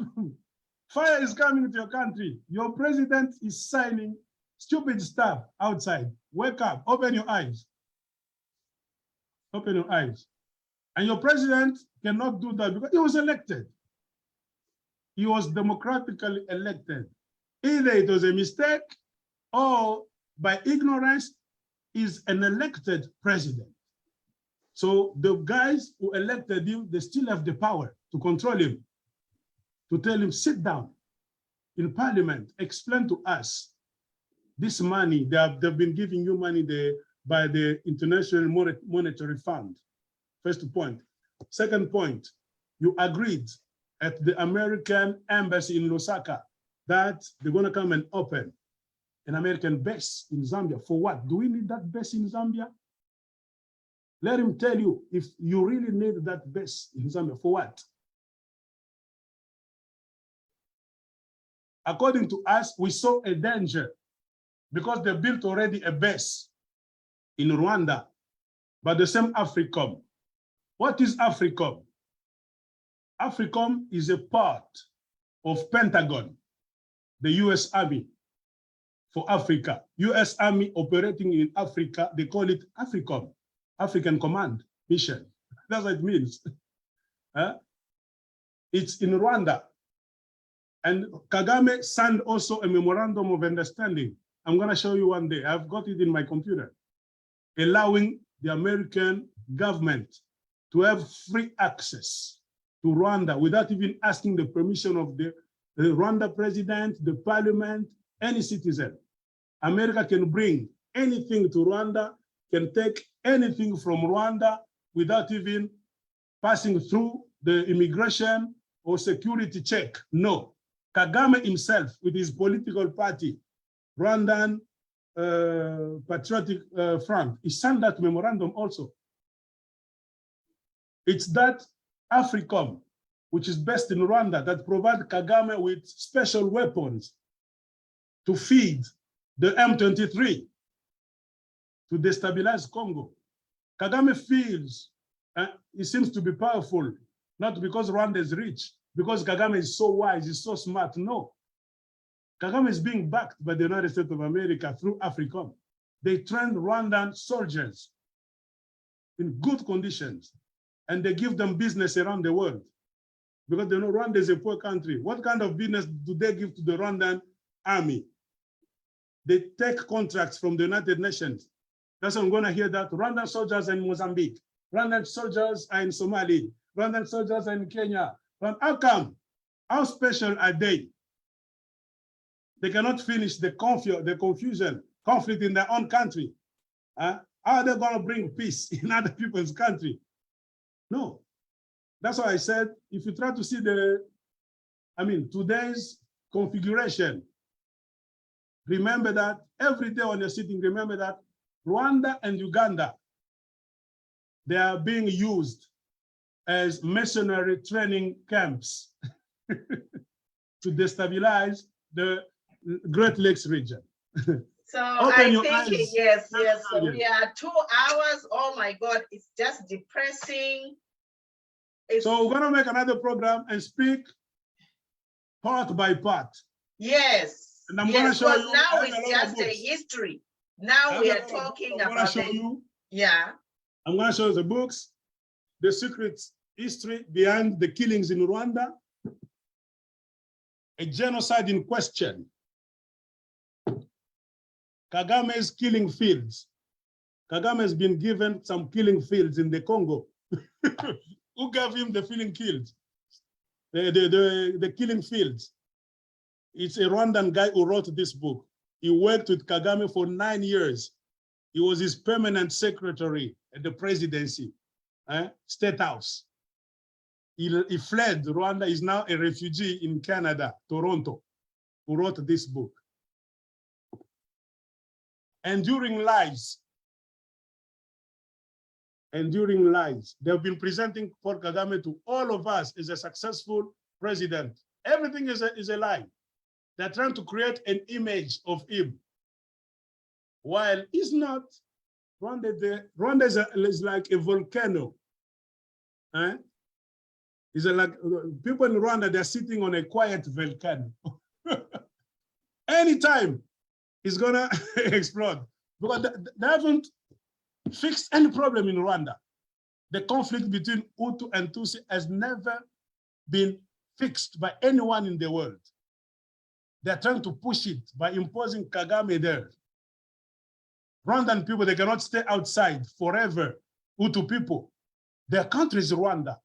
America is not encouraging Kagame to sit with his Hutu brothers who are outside all over the world to sign a peace agreement, but they're signing business agreements to give minerals from Congo to everybody. The return of the Mwami. And now the last ones are these. I will show you next time some pages. These are investigation books. They're gonna tell you what happened in Rwanda, what really happened in Rwanda. This written by American people. They will show how the war started. They are providing Kagame with every weapon. Even the missiles they used to kill Abiyarimana, they will show you they came from Iraq. In 1991, there was a war in Iraq against Saddam. Even the war, today's war in Ukraine, do you know what is happening now?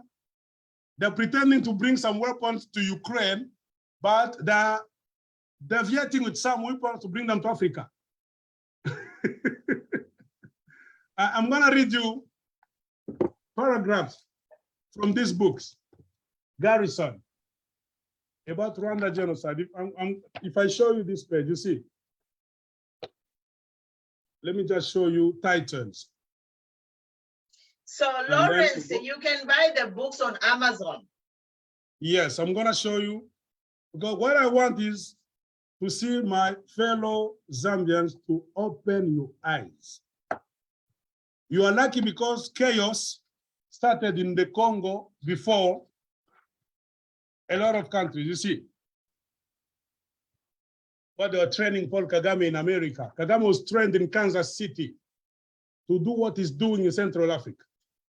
Hmm? So This I lady, she think, was an I think we investigator. can close, and then what is that? Yeah, I'm gonna show you. She was an investigator Uh-huh. in the Rwanda genocide. She knew a lot of truth, and then she was killed in a plane crash in New York. Who killed her? Because she was having some documents. What's You her see- name? What's her name?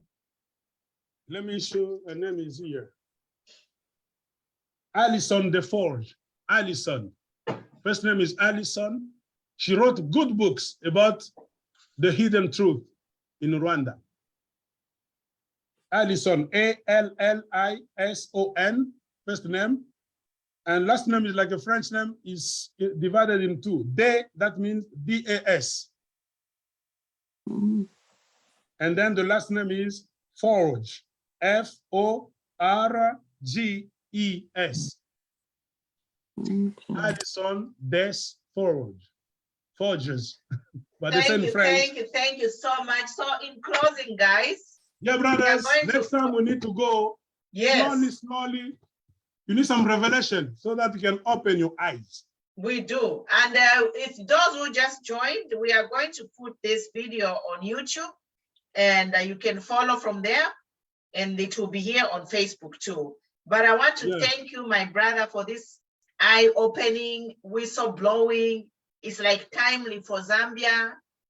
It's unfortunate, like for me as a human rights activist, Yeah. what alerted me is I saw the president signing that deal with the Congo, and then I know that there's a war in Congo. How can you sign a deal with the war-torn country? Exactly. So for me, that was the first thing. Zambian people that are that laughing. came to my mind was, Don't talk Wait about a your minute. president. They say, okay, what's coming to your country pretty soon? Who's gonna bring on your country? HH, by signing things yes, without because informing your for me, when I parliament. saw that deal being signed, the HH signing the deal, I'm like, there is war in Congo. So instead of signing a deal to bring A peace, peace, bring peace, yes, sign bring peace deal. peace before He's you signing sign business deal. deal in a war-torn country. Yeah, Can you imagine? exactly. For me, that's when I'm like, oh no, this is wrong. It's It is very, wrong very at wrong, my every level, sister. because our president went to sign a business deal in a war-torn country where they are using child labor. A 5-year-old working in the mine. Genocide in Rwanda, the truth behind the genocide in Rwanda. Ah, Everything they showed us For me, I'm just like, is that's when lies, my lies, flags lies. went off. When I saw the president signing a business deal in a war-torn country instead of a peace deal. Yes. Ramaphosa signed a deal to put Tshisekedi into power. And in return, they found some bags full of money in one of his mansions in South Africa. So, and then to sum it up, I just want to tell Zambians to say, I know you Zambians, you are saying you love HH, you know, where we're talking about Congo. We are talking about Congo because our president,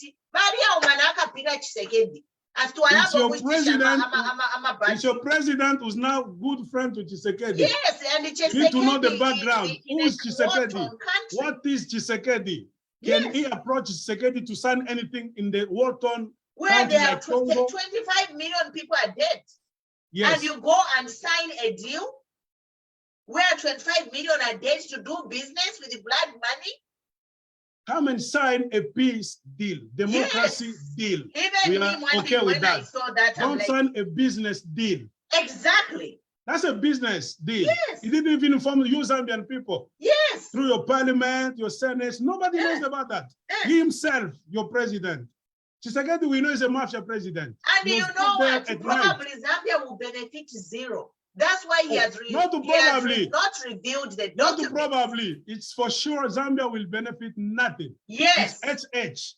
He's Yes. gonna put money in his offshore account. Yes, yes. Tshisekedi offshore account. I Joseph don't Kabila think offshore Zambia account, will be. and America's gonna take everything. Yes. Yeah. Because why did our president go and sign the deal? Why can't he just, let's say, if me, I'm not being involved, continue on the way you have been doing it? Why has our president intervened?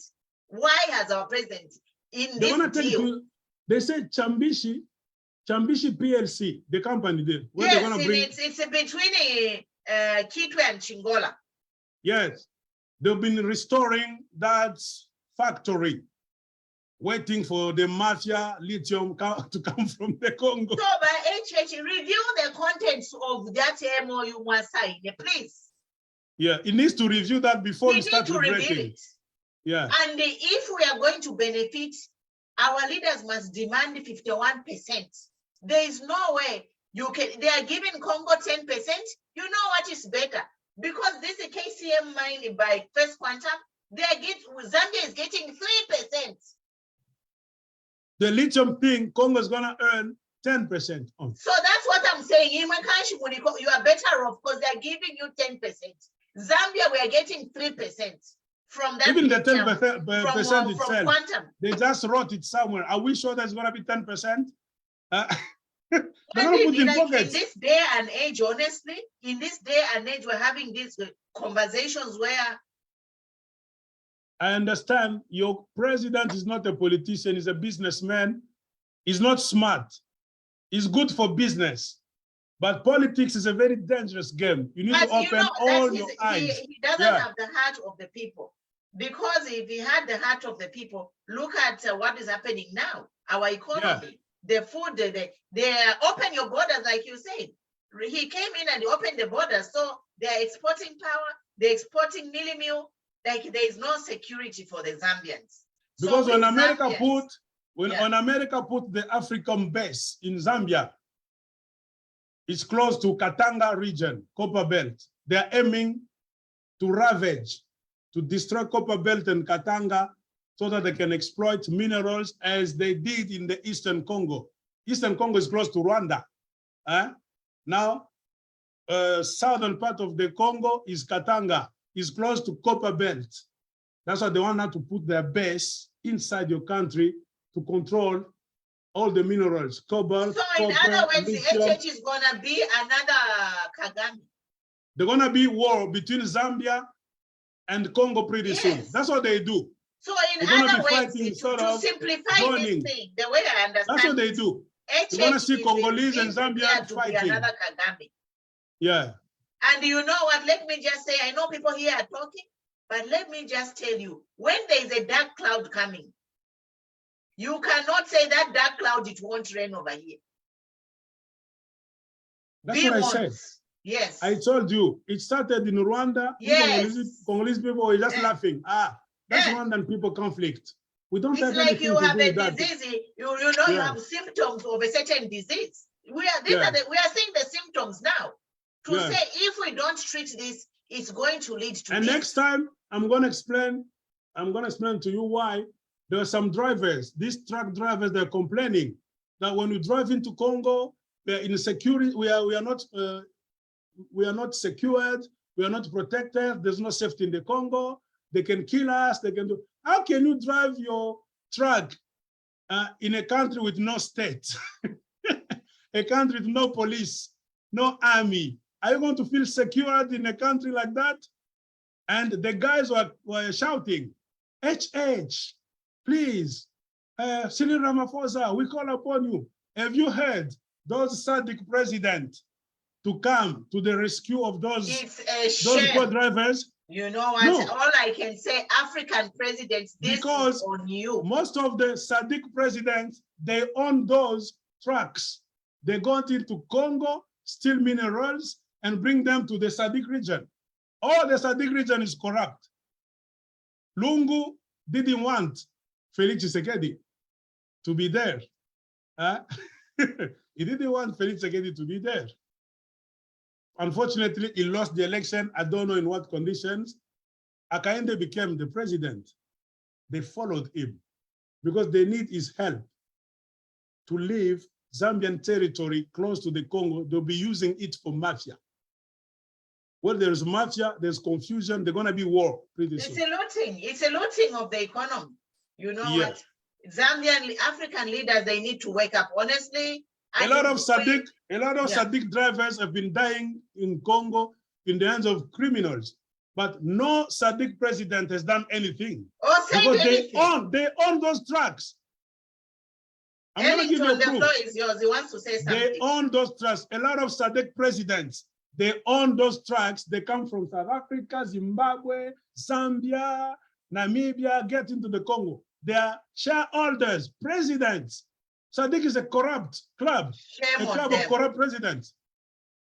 Ellington, the floor is yours. I think you can close. We'll be here. We'll arrange a time and then we come. Thank you so much, Because we need guys. to Bye be talking bye. about this. Can Just I leave hold on, now? Ellington. Yeah. Okay, I think first of all, I was in the closing remarks under 30 seconds. I've read a lot of comments away from this program, and I've seen one person that is trying to bring a lot of uncertainty, Mr. Oscar Mpombo. I'll tell you, Mr. Mpombo, that don't allow us to disrespect you. Respect us. If you don't agree with us, talk to us in a nice way, because you're behaving like what you don't want about baby. Try to behave like a human being, because every trailer and the panel are not playing. You can pee. You don't know what that means. So the man is speaking wisdom. Don't behave like someone who was dropped when you were a baby. So for the man that has just put an insight, we appreciate you, sir. And me, I frankly appreciate your wisdom, because this wisdom cannot be gotten for free. Zambians were too ignorant. And when I read our fellow a lot. I have hundreds of books about the Rwanda crisis, Congo crisis, written by specialists. When our fellow Zambians are speaking, we feel like what we are under fear. And I must also contemplate on what was spoken yesterday. Yesterday, personally, I said, "Ama MP, so our MPs, they are very dull MPs, because look at, for example, the point that you have raised. They wrote to the USA. They have never gotten, when they were writing, they were publishing, they were yapping, hey, we've written, we want to response, but they have never come back. Brown envelope to shut up. They have been given envelopes to shut up.